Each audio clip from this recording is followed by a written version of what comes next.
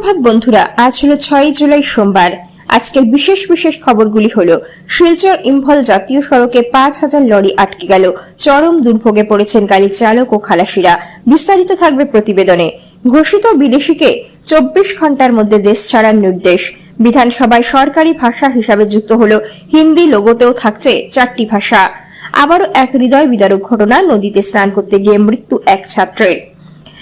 এবং 13 বছরের নাবালিকাকে উপকরণ করে সংঘবদ্ধ ধর্ষণ কাণ্ডের ঘটনা। হোটেলের জন্য বুলডোজার, 30 জনের বিরুদ্ধে থানায় মামলা, গ্রেপ্তার 14 জন। তাহলে বিস্তারিত খবরে যাওয়ার আগে অবশ্যই ভিডিওটিতে একটি লাইক দিয়ে চ্যানেলটি সাবস্ক্রাইব করে পাশের বেল আইকনটি বাজিয়ে রাখবেন এবং ফেসবুক পেজে দেখে থাকলে পেজটি ফলো করে ভিডিওটি শেয়ার করবেন, যাতে সঠিক তথ্যগুলি সবার কাছে পৌঁছতে পারে। এবার শুনুন আজকের খবরে বিস্তারিত। প্রথম খবর, শিলচর ইম্ফল জাতীয় সড়কে 5,000 লরি আটকে চরম দুর্ভোগে চালক খালাসিরা। শিলচর ইম্ফল 37 নম্বর জাতীয় সড়কে গত 10 দিন ধরে প্রায় 5,000 মাল বোঝাই লরি আটকে থাকায় চরম সংকটের মুখে পড়েছেন চালক, সহচালক ও খালাসিরা। ফুলের তল থেকে জিরিঘাট পর্যন্ত প্রায় 15 কিলোমিটার জুড়ে লরির দীর্ঘ সারি সৃষ্টি হয়েছে, যার ফলে যান চলাচলও ব্যাপকভাবে ব্যাহত হচ্ছে। জানা গেছে, প্রতিদিন সীমিত সংখ্যক লরিটিকে পুলিশের নিরাপত্তার মধ্যে জিরিরাম থেকে ইম্ফলের উদ্দেশ্যে পাঠানো হলেও অসম মণিপুর সীমান্তে এখনো হাজার হাজার পণ্যবাহী লরি অপেক্ষামান রয়েছে। দীর্ঘদিন ধরে আটকে থাকার কারণে খাদ্য, বিশুদ্ধ পানীয় জল ও শৌচাগারের অভাবে চালক এবং খালাসিদের মধ্যে মানবিক সংকট তৈরি হয়েছে বলে অভিযোগ। এইদিকে পরিস্থিতি মোকাবিলায় শিলচর ট্রাক ড্রাইভার অ্যাসোসিয়েশন গত 1 জুলাই থেকে প্রতিদিন আটকে পড়া চালকদের মধ্যে খাদ্য সামগ্রী এবং প্রায় 6,000 লিটার বিশুদ্ধ পানীয় জল বিতরণ করে আসছে। তবে শৌচাগারের কোনো ব্যবস্থা না থাকায় দুর্ভোগ আরও বেড়েছে। অ্যাসোসিয়েশনের কর্মকর্তারা অবিলম্বে প্রশাসনের পদক্ষেপ দাবি করে বলেন, আটকে পড়া চালক এবং খালাসিদের জন্য খাদ্য, বিশুদ্ধ পানীয় জল, অস্থায়ী শৌচাগার সহ প্রয়োজনীয় মৌলিক সুবিধা দ্রুত ব্যবস্থা করা জরুরি। অপরদিকে ঘোষিত বিদেশিকে 24 ঘন্টার মধ্যে দেশ ছাড়ার নির্দেশ। দীর্ঘ কয়েক দশক পর আবারও 1950 সালের ইমিগ্রেন্টস অ্যাক্ট প্রয়োগ করে বিশ্বনাথ জেলা প্রশাসন এক ঘোষিত বিদেশিকে 24 ঘন্টার মধ্যে ভারত ছাড়ার নির্দেশ দিয়েছে। এই পদক্ষেপের মাধ্যমে সংশ্লিষ্ট ব্যক্তিকে বাংলাদেশে ফেরত পাঠানোর প্রক্রিয়া শুরু হয়েছে। গত 2 জুলাই জারি হওয়া এক নির্দেশে বিশ্বনাথের জেলা কমিশনার করবি শইকিয়াকরণ শোনিতপুর জেলার খেরবাড়ি গ্রামের বাসিন্দা প্রয়াত অজিত আনসারির পুত্র কায়াম আনসারিকে নির্দেশ দেয়। আদেশ পাওয়া 24 ঘন্টার মধ্যে শ্রীভূমি ধুবড়ি থেকে দক্ষিণ সালমারা সীমান্ত পথ দিয়ে আসাম তথা ভারতের ভূখণ্ড ত্যাগ করতে হবে। জেলা প্রশাসনের এই সিদ্ধান্ত সীমান্ত পুলিশের সিনিয়র সুপারিনটেন্ডেন্টের কাছে জমা দেওয়া প্রতিবেদনের ভিত্তিতে নেওয়া হয়েছে। প্রতিবেদনে উল্লেখ করা হয়েছে, 2008 সালের এক মামলায় বিদেশি ট্রাইব্যুনাল কায়েম আনসারিকে বাংলাদেশের নাগরিক হিসাবে ঘোষণা করা হয়েছিল।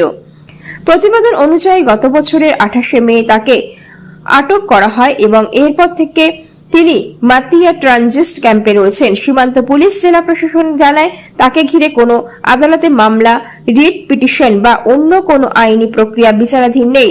ফলে তাকে বাংলাদেশে ফেরত পাঠানোর ক্ষেত্রে আর কোনো আইনি বাধা নেই।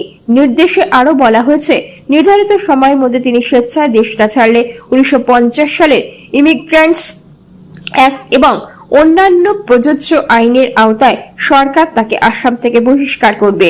এছাড়া সীমান্ত পুলিশের সিনিয়র সুপারিনটেন্ডেন্টকে প্রয়োজনীয় সমস্ত প্রশাসনিক ও আইনি আনুষ্ঠানিকতা সম্পন্ন করে সংশ্লিষ্ট কর্তৃপক্ষের সঙ্গে সমন্বয় করে বহিষ্কারের প্রক্রিয়া সম্পন্ন করার নির্দেশ দেওয়া হয়েছে।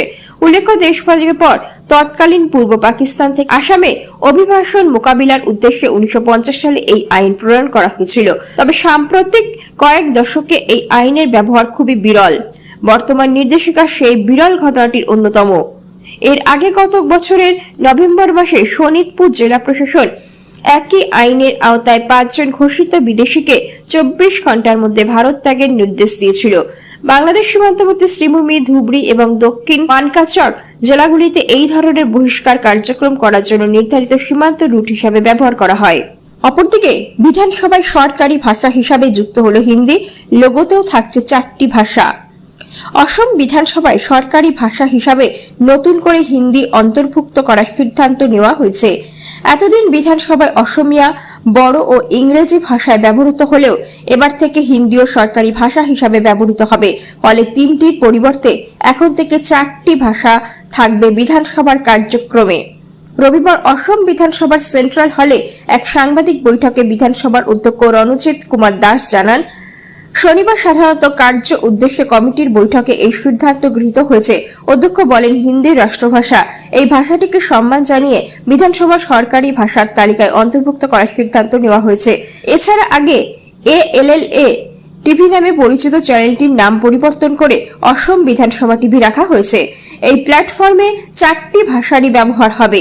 একই সঙ্গে বিধানসভার লোগোতেও আগে যেখানে 3টি ভাষা ছিল, এখন থেকে সেখানে 4টি ভাষা থাকবে। এদিকে শনিবার অনুষ্ঠিত সর্বদলীয় বৈঠকের প্রসঙ্গে অধ্যক্ষ জানান, মুখ্যমন্ত্রী, অধ্যক্ষ, উপাধ্যক্ষ ও বিরোধী দলনেতা বক্তব্য রাখার সময় কোনো বিধায়ক যেন মাঝপথে বাধা না দেন সে বিষয়ে সব রাজনৈতিক দলকে অনুরোধ করা হয়েছে। তিনি বলেন, বক্তব্য চলাকালীন হস্তক্ষেপ করা যাবে না। কোনো প্রশ্ন বা আপত্তি থাকলে বক্তব্য শেষ হওয়ার পর তা উত্থাপিত করতে হবে। এই বিষয়ে সর্বদলীয় বৈঠকে উপস্থিত সব দলই সম্মতি জানিয়েছে। বিধানসভা সুস্থ ও শৃঙ্খলাপূর্ণ পরিবেশ বজায় রাখাই আমাদের লক্ষ্য। আসন্ন বাজেট অধিবেশন প্রসঙ্গে অধ্যক্ষ জানান, সোমবার থেকে অসম বিধানসভার বাজেট অধিবেশন শুরু হবে। অধিবেশনে একাধিক বিল উত্থাপন করা হবে এবং আগামী 10 জুলাই রাজ্য বাজেট পেশ করা হবে। অপরদিকে নদীতে স্নান করতে গিয়ে ছাত্রের মৃত্যু। বঙ্গাইগাঁও জেলার চম্পাবতী নদীতে স্নান করতে গিয়ে নিখোঁজ হওয়া এক ছাত্রের মৃতদেহ উদ্ধার করা হয়েছে। মৃত ছাত্রের নাম সত্যজিৎ বর্মন, 13 বছর। জানা গেছে, স্নান করতে নেবে নদীর স্রোতে তলিয়ে যায় সত্যজিৎ। এরপর থেকে তার খোঁজে তল্লাশি শুরু করেছে SDRF এর দল। অবশেষে ধুবড়ী জেলার রাঙামাটি এলাকার স্থানীয় বাসিন্দারা নদীতে ভাসমান অবস্থায় ছাত্রটির মৃতদেহ দেখতে পায়। পরে SDRF এর উদ্ধারকারী দল মৃতদেহটি উদ্ধার করে। এই ঘটনায় এলাকা জুড়ে শোকের ছায়া নেমে এসেছে। অপরদিকে রাজস্থানের 13 বছরের নাবালিকাকে অপহরণ ও সংঘবদ্ধ গণধর্ষণ, 4 হোটেলে বুলডোজার, 30 জনের বিরুদ্ধে মামলা, গ্রেপ্তার 14। রাজস্থানের শ্রী গঙ্গানগরে এক 13 বছরের নাবালিকাকে অপহরণ করে টানা 5 দিন ধরে একাধিক হোটেলে সংঘর্ষ, ধর্ষণের অভিযোগে চাঞ্চল্য ছড়িয়েছে। ঘটনায় জড়িত থাকার অভিযোগে পুলিশ ইতিমধ্যে 14 জনকে গ্রেপ্তার করেছে। ধৃতদের মধ্যে হোটেলের মালিক ও ম্যানেজার রয়েছেন। বাকি অভিযুক্তদের খোঁজে তল্লাশি চলছে। পুলিশের দাবি, 18 জুন বাড়ি থেকে নিখোঁজ হওয়ার পর এক রিকশা চালক ওই নাবালিকাকে একটি হোটেল মালিকের কাছে বিক্রি করে দেয়। এরপর শহরে একাধিক হোটেলে টানা 5 দিন ধরে 30 জনেরও বেশি তাকে বারবার ধর্ষণ করে বলে তদন্তে উঠে এসেছে। FIR অনুযায়ী এই অপরাধে একাধিক হোটেলের মালিক ও পরিচালনকারীরা জড়িত ছিলেন এবং ঘটনাটি ধামাচাপা দেওয়ার চেষ্টা করা হয়। নির্যাতিতার অভিযোগ, বারবার ধর্ষণের ফলে যন্ত্রণায় কাতরালে তাকে জোর করে মদ্যপান করানো হতো। এই মামলায় পুলিশ জড়িত রয়েছে বলে জানায় সে।